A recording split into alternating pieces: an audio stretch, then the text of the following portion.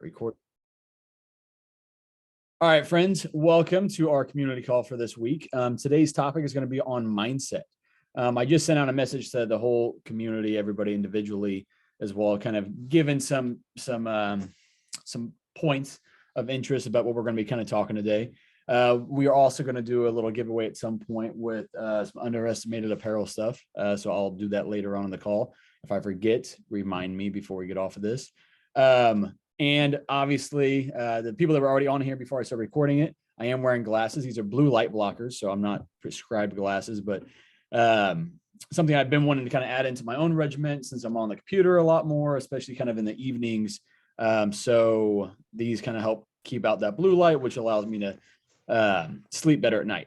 So I'm going to try these out in bed too when I watch TV tonight. But anywho, let's go ahead and dive on into it. So mindset. Everybody has kind of their struggles with this, and please interject at any point if there's, a point of interest that you want to talk about. But so the first thing I want to talk about is optimism versus pessimism.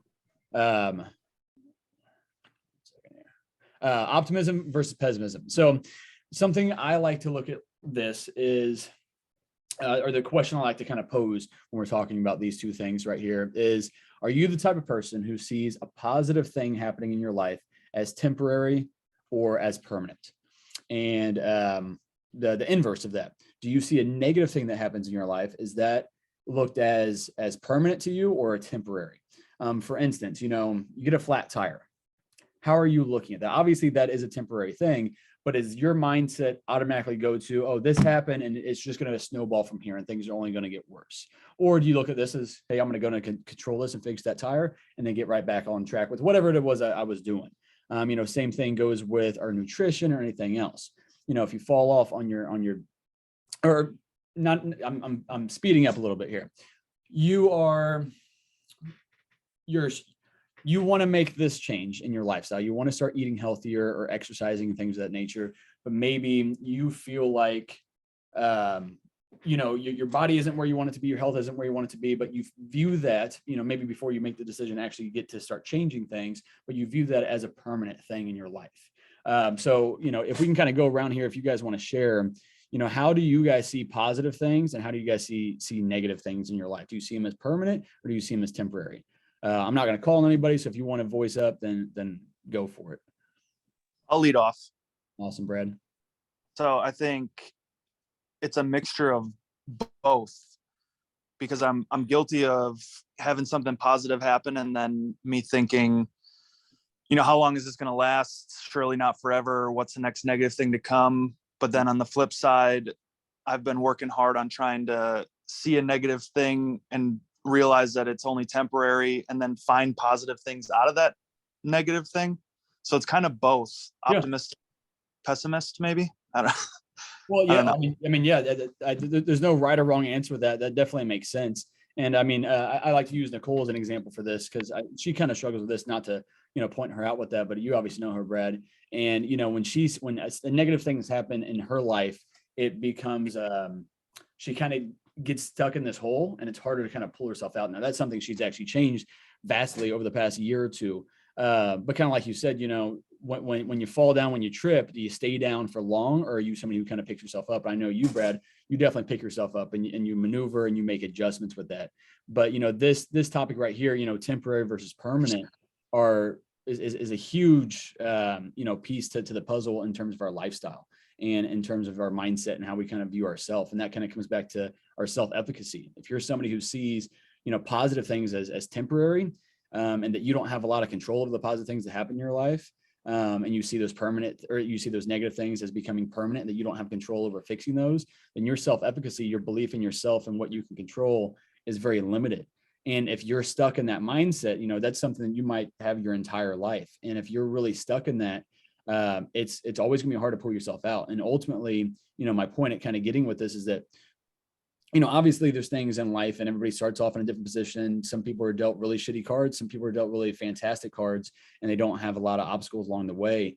But ultimately, good or bad, you have control over the majority of things. If you don't like your job, you have the control to change that. You might be taking a few steps back and it might be very challenging and scary and all that type of stuff, but you have control over that ultimately. Same thing with your health.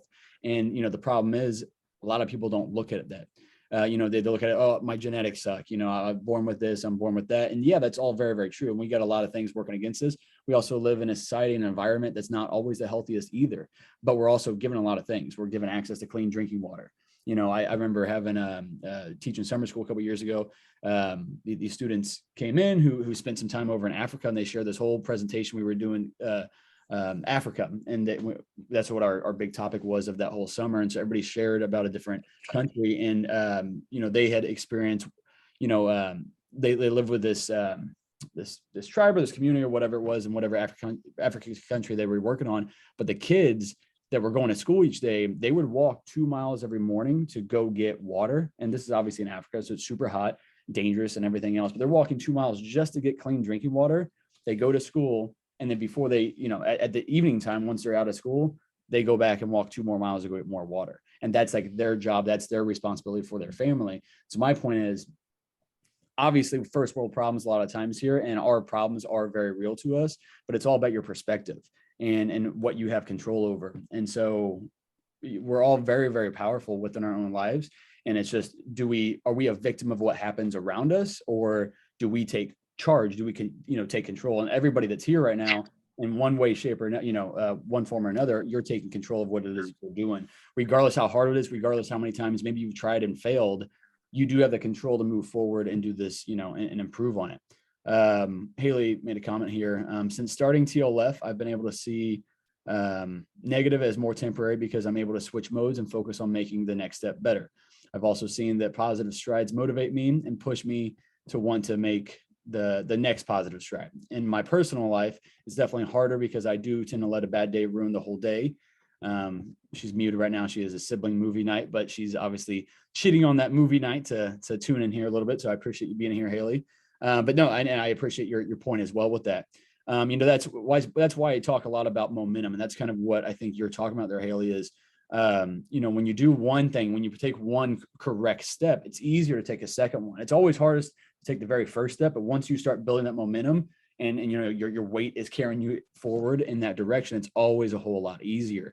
And then, ultimately, if you have a bad day, you make a bad decision, some way, shape, or form, the key is how do you respond to that? How do you get off of that track and get back on the right track with it?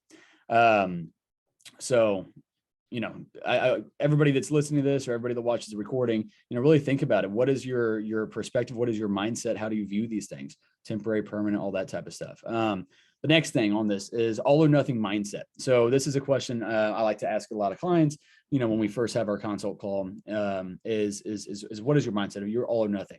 Now, me as a former athlete, I know I've got a couple of athletes on here. Allie and Brad were both D1 athletes. I think everybody else here has played some sort of sports, I would assume, at some point. But so the all or nothing mindset. So, when you do something, obviously, if you can do it all, that's fantastic. But where this could become super dangerous is, if you're focusing on being perfect and you have a really big problem with not being perfect. And what I mean by that is that you fall off even further when you do make a mistake, because this is a lifestyle thing. This isn't, practicing for 2 hours a day and just crushing every practice of your given sport. This is a lifestyle, and there's so many different things that affect our lifestyles, our stress, our emotions, our job, things out of our control, things in our control. And ultimately, there's going to be things that make us not be perfect with this. And so if you have that all or nothing mindset where you've got to do this all on point, you got to go to the gym, you got to get your sleep, you got to get your food on point. And if you miss a meal, or maybe you miss a workout and you're like, well, screw it, I don't need to follow my diet plan today. What's the point? Well, there's a big point to that, is that you're not making this a habit. You're not making this a lifestyle if that is your thought process. Because there's going to be times where, COVID happens. How do you respond to that? Do you let that completely throw you off? Because you obviously can't do everything to the fullest capabilities. You might not be able to find chicken at the grocery store. How do you adjust with that? The gyms are closed. So do you just say, well, I'm just going to binge the next 3 months and wait for the gyms to open, which is what most people did during that time. I wasn't calling you out, Haley. She said, way to call me. I wasn't calling you out. You've crushed it and everything, every step of your journey. But yeah, so it cannot, when it comes to our lifestyle, making healthy choices and healthy changes, it cannot be an all or nothing mindset.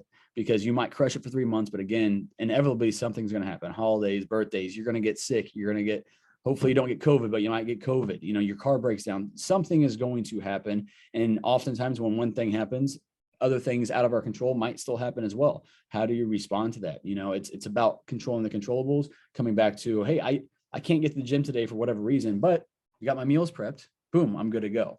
So at least I can control those things. So you might not be able to check every box every day, but if you're checking most of those days add up over the course of a month, over the course of a year, and ultimately they lead to your actual lifestyle, and just part of kind of what you do.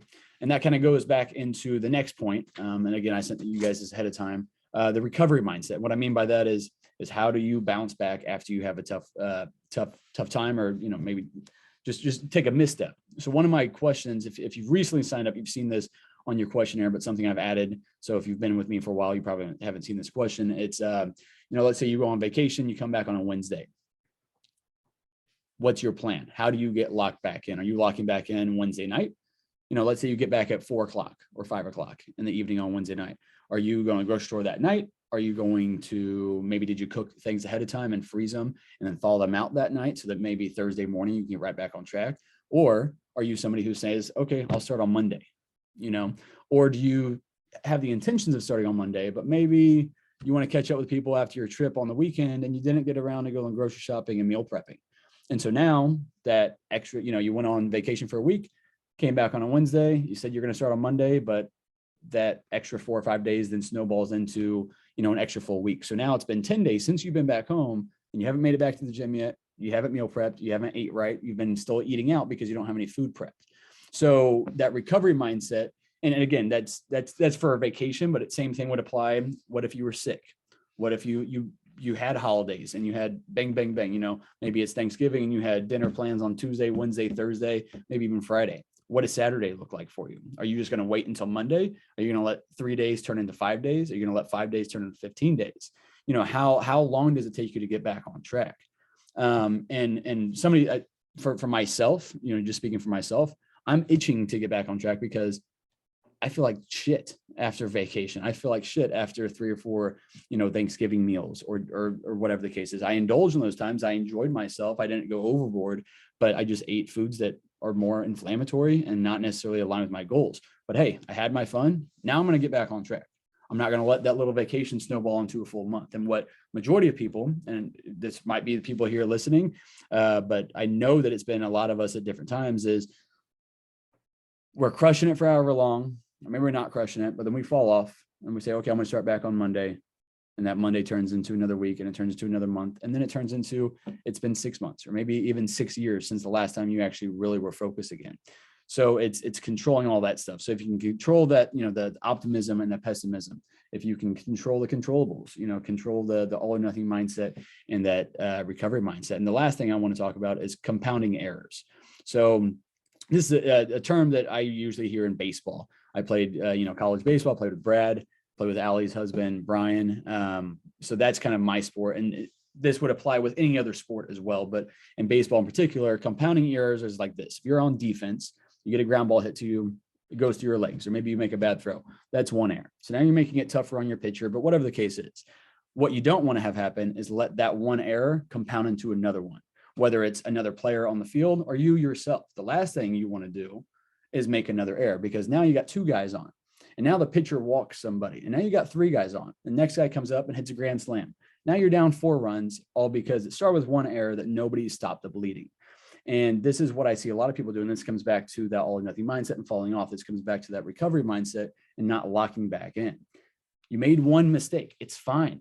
No harm, no foul. Like, you're going to be all right. Just lock back in on the very next play. The next ground ball that comes to you, be ready for it. Be expecting it so you can make the play. Pitcher, same thing. Come back and throw strikes. Let the guy hit the ball so that you can possibly get it out in the field. Especially if you just walked a bunch of people. And again, that applies in every sort of sport, but it definitely applies into what we're talking about here. So if you did miss the gym, maybe it was because you were lazy, or maybe it was because your date was busy and you just couldn't make it. There's no problem with that. That's part of life. But then the key with that is, okay, what can I control that? I didn't work out, but I got all my food prepped. Or maybe it's Sunday. What can I control this week? This week looks busy. I might only be able to get to the gym once or twice. It looks very, very stressful. but it's Sunday and I can go grocery shopping, I can meal prep, and I can control majority of my meals this week. That way, if everything is falling off, I at least control one of the main things that I can control. And then same thing the other way goes around. Maybe you had a couple meals out that week, is social stuff, holidays, whatever the case is, but you had the time to go to the gym. Did you just sit on the couch and be like, well, my food's off, so I'm not going to go to the gym? Or you're going to say, okay, well, I can control at least my workouts this week. And when it comes to those meals, I can still make pretty mindful decisions. I might have one of those make it my cheat meal, and the other meal is just more mindful. I'm focused on protein, I'm focused on veggies and things of that nature. So again, like these calls right here, I don't want to totally dominate it. I can talk for hours on all this stuff. So, does anybody have anything to add on to it? I'll pause and take a breath for a minute. If you guys want to add anything to it, does anything kind of speak to you about what I said? Have you struggled with this? Have you overcome any of this? Any thoughts on it?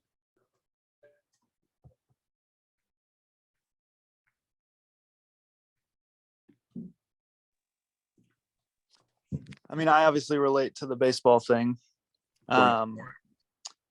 especially pitching. I mean, I look at it like having a short memory.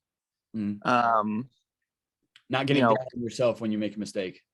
Yeah, I mean, I use the saying all the time that the best hitters in baseball get 3 hits out of 10 at bats. That means they fail 7 out of 10 times, and they're all stars. So if they're doing that, and I have a couple of slip ups, I mean, it's just being human.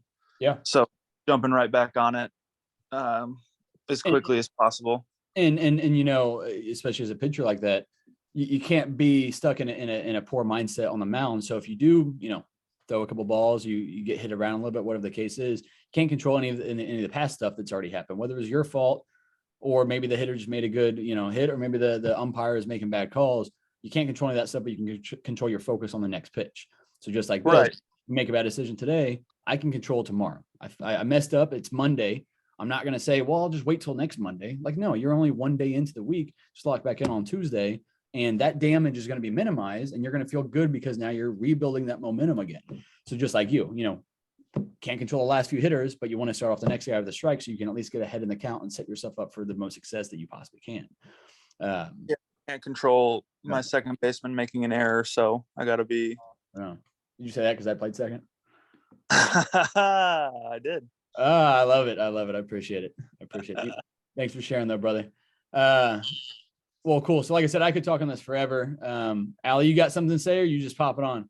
Yeah, no, I feel like I've really worked on changing the mindset that I have, especially like how I show up for myself. It would be, I've had a long day at work and I come home at 5 and I don't really want to go to the gym, and I worked really hard today, so it would be best if I just stayed home tonight and didn't go to the gym. But like, I've worked really hard in trying to change the mindset and how I approach that, and rather just knowing that what's best for me is actually to go to the gym and not what I am telling myself at the time. And also like how I would show up for a friend is how I should show up for myself.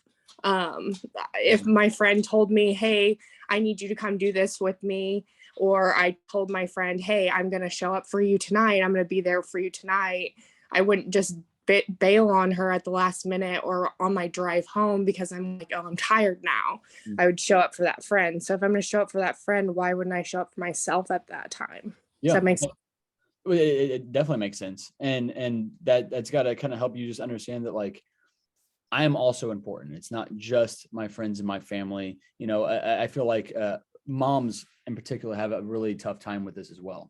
And so that kind of speaks to kind of what you're saying, just in the opposite way. Like, if you got a kid, like that is your number one priority, but nobody can be their best mom or their best dad if they're not filling their own cup, if you're not taking care of yourself first. That's why when we're on a plane, they say, put your mask on yourself before you take care of those around you. You can't save anybody if you're not saving yourself. Right. It's one of those things where also people tell themselves that, hey, like the best thing for me right now is to rest. Well, really, you're just pretty much just being lazy instead of just doing what's actually best for you, because what's best for you is going to is to go work out or go get your meals prepped or whatever, and not just sit on the couch and watch your TV show. Of course.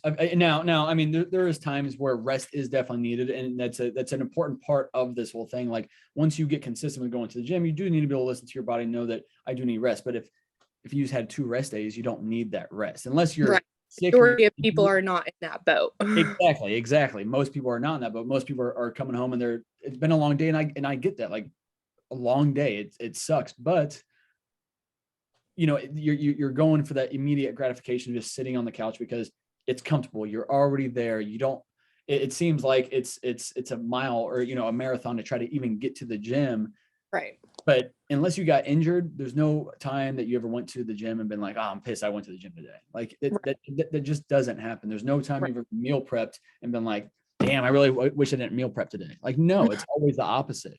And so it's sacrificing those short-term, easy desires, easy wants, the easy things for your needs. Like, you're sacrificing your needs to put this first. And then you wonder why you continue to feel bad and you continue to feel, low self-efficacy. You don't feel good about your habits, and you're constantly kind of thinking about this, and then you stuff it down, you push it to the side, but it continues to come back up until you address it, until you really address that root cause. And so there's plenty of time that we can sit on the couch and binge watch. I'm the biggest advocate for that. My Sundays, I'm going to go to the gym. I'm going to get my stuff done. I'm going to get my meals prepped in the morning, and I'm going to work hard to get that stuff knocked out so that I have from noon or 2 o'clock, whatever time I get done, until it's bedtime, to do absolutely nothing. If I don't play video games, if I don't watch TV, fantastic. Same thing at nighttime. I'm working my ass off all day to get my stuff kind of done so that I can go binge watch whatever show Nicole and I want to watch, or I can go hang out with friends, whatever the case is.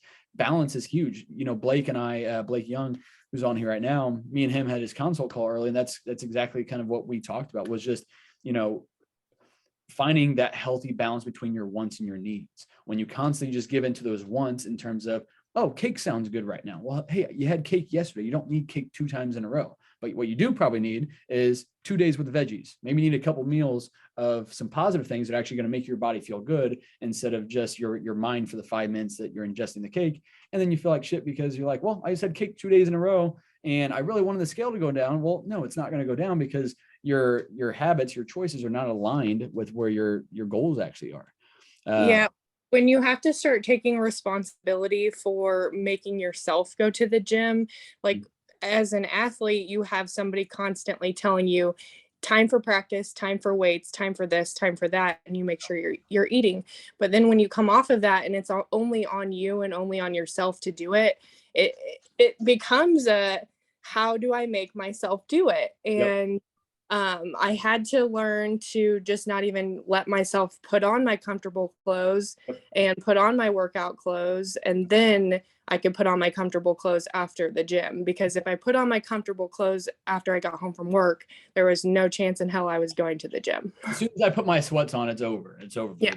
So exactly. And that also comes back to, instead of always working against ourselves and working against our mindset, it's also working with ourselves. If we know that as soon as we go put our sweats and sit down, we're definitely not getting up and doing anything else. We've had a long day. So it's okay. I know that about myself. I know that's, it's not even a flaw. That's a very common thing. So, okay, I've got my workout clothes laid out. Maybe I take them with me to work so that, boom, I can just go straight to the gym. I don't even give myself the option. When we give ourselves the option to not do something we need to do, we're usually going to choose the easier option because we're giving ourselves the option, So in that same situation, you can't give yourself the option. If you only have 4 days of time, which you can actually work out this week, and you've already kind of planned out those days, then those are the days you need to go to the gym. Unless something comes up and completely makes it impossible to get there, you've got to make it happen. You got to stick to your plan and crush it.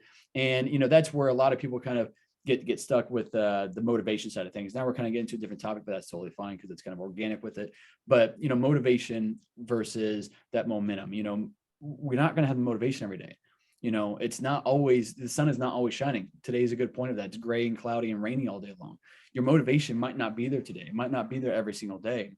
And that's going to, ebb and flow just with everything else. So it's, what do I need to be doing? What is my plan to be doing with this? And initially, if you're just now starting off this whole journey, there's a lot more days that are hard that you have to force yourself to do some of these things before it becomes really easy. before it becomes a habit, it just becomes a part of what you do. It's kind of got to be forced at different times. And people don't like that because it's uncomfortable, and because you're having to have, kind of like you said, Allie, the conversation with yourself. It isn't an exterior factor saying, no, you have to go do this. No, you're telling yourself, I either have the choice or I have to go do this. And that's a tough battle. But, I got to say, once you have developed the discipline and the control over yourself and over your choices, and kind of understand that, it's very, very powerful, because then it shows you firsthand, I have control over every little aspect of my life for the most part. And the more of those things I can control, obviously in a healthy, balanced way, but the more of those things I can control, the happier I'm going to be in the long run in most facets. Yeah, I think it's something that no matter where you are in your journey, you have to constantly be working on it, and constantly be working towards choosing yourself and choosing what's best for you. Because you and we just got done with a week of no working out, right? And then I came to you and I was like, that was the best week of my life. I'm not working out again. And so I took another week off.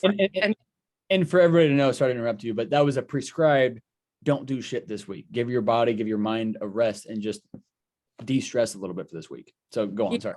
Yeah. And so then it was, while we had 5 months of working out 5 times a week, basically, and very structured, and losing 25 pounds and just doing great, then going into, I can take 2 weeks off and not have to. You said doing great, because there was a lot of weeks in there that you're like, oh, this is not working. This sucks. Nothing's working right now. And you just said, you lost 25 pounds. You're doing wonderful. You killed that part of this.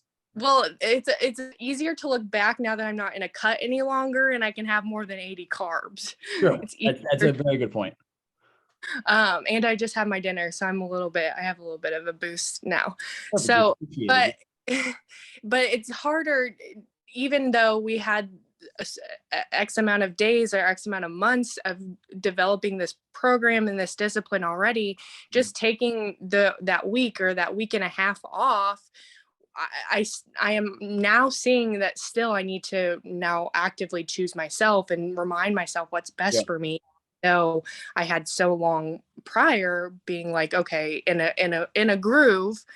Now I'm out of it, and I'm like, I like coming home, and I like putting my slippers on, and remind myself that it's 4:30. It's time to put your workout stuff on, and it's time to.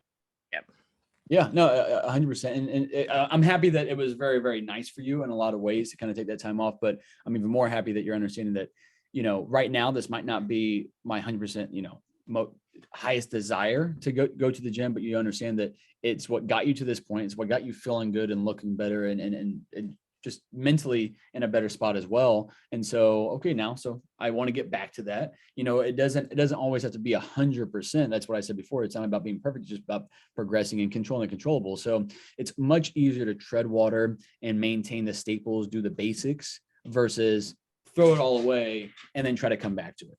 And that's what a lot of people do. And that's how you get stuck in this vicious cycle of dieting over and over and over again. I like to say a lot of people that, when you leave me, I want it to be your last time having to truly diet. I want you to be in a position where you understand how to maintain. You're very, very close within your goal weight, and you have this healthy range that you kind of fluctuate within, but it's not here to here. It's here. You can, and how to kind of tweak things. How to, okay, I need to tighten things up a little bit. I'm noticing the scale is going up a little bit. I'm getting a little bit softer. Maybe the summertime's coming up.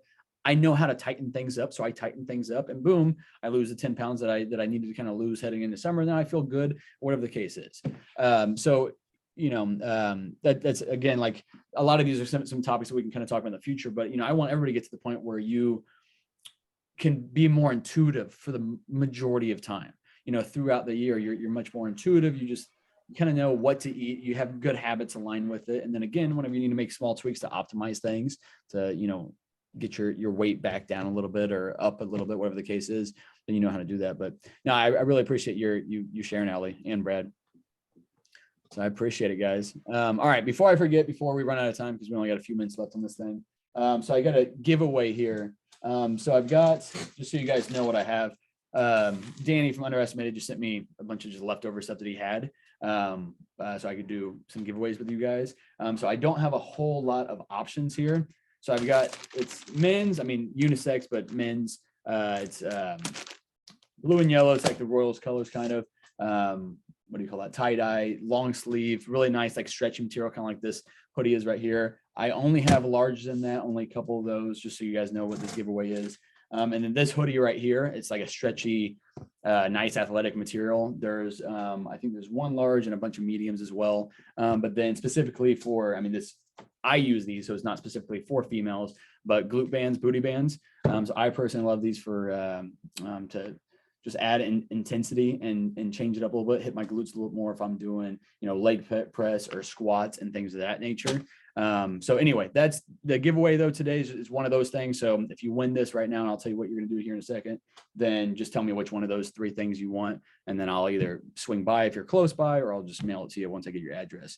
But so here's how we're going to do this. So if you're going to do this, get your chat open right now. I'll give everybody about a minute or two. Get your chat open. I'm just going to ask a question, and the first one to drop either the exact answer or the closest answer once everybody's answered will win the giveaway. All right. If you don't know where the chat is, look down at the bottom, and it should either just say chat, or you might have 3 dots that say more, and then you should see chat on there, and that'll pop a little box open for you. All right. All right, so the question is, per the numbers that I would have on your diet plan, because again, like if you go to MyFitnessPal, you can find a bunch of these numbers for different things. So this is a macro question. Per the numbers that you would see on your own diet plan, what would the total macros be for half a cup of rice and 4 ounces of cooked chicken? I can see Allie thinking hard about this, but I can't see anybody else. So I have no idea if anybody else is even thinking about it. Brad, all you said was 320. What is that? Macros, brother, not calories. So proteins, fats, carbs. What are the totals going to be for a half a cup of rice and 4 ounces of cooked chicken? And if you're really handy with MyFitnessPal, you could cheat right now and go ahead and whip that thing out and get it going.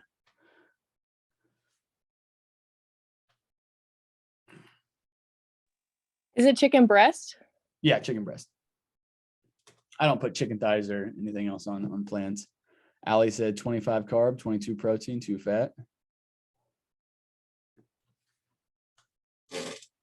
All right. Well, Allie, you're the only one that's answered besides Brad's 320, which I'm assuming he meant calories on that one. So yeah. So per like what I would have, a chicken breast is going to have about 7 to 8 grams of protein in it. So 4 ounces of that would be about 28 to 32 grams of protein. Carb wise, you got it spot on, or close enough to it. So a full cup of rice is going to have, of jasmine rice is going to have 45 grams of carbs cooked. So half a cup is going to have about 22 to 23. So you're obviously very close. And then fat on there, you said 2 grams of fat. I usually like to kind of err on the side of a little bit of fat in the chicken, even though it is very lean, and about 1 gram of fat per ounce. So about 4 grams of fat. So Allie, you definitely got it then. Perfect. That's what I meal prep Brian's meals all the time. Perfect. And that's similar to kind of what he has on there as well. But so, yeah, good job on that though. Everybody that's here right now, I really appreciate you guys being here. And I think that's about it, friend. So Allie, which one you want? The white. You're wearing the white. White. All right. I got large and medium that one. Is it a men's or a women's? It's men's. So I'm wearing large right now, and it is pretty tight on me. So like a medium is like really tight on me. Okay. Okay, cool. Large. Got it. All right. Well, then I'll probably just mail it to you. But other than that, though, I'll message you that personally. But everybody else, I really appreciate you guys being on here. Brad, Blake, Tim, Krista, Lexi. Is that you, Lexi? My mama. And yeah, Allie, thank you. All right, friends. I will see you guys later.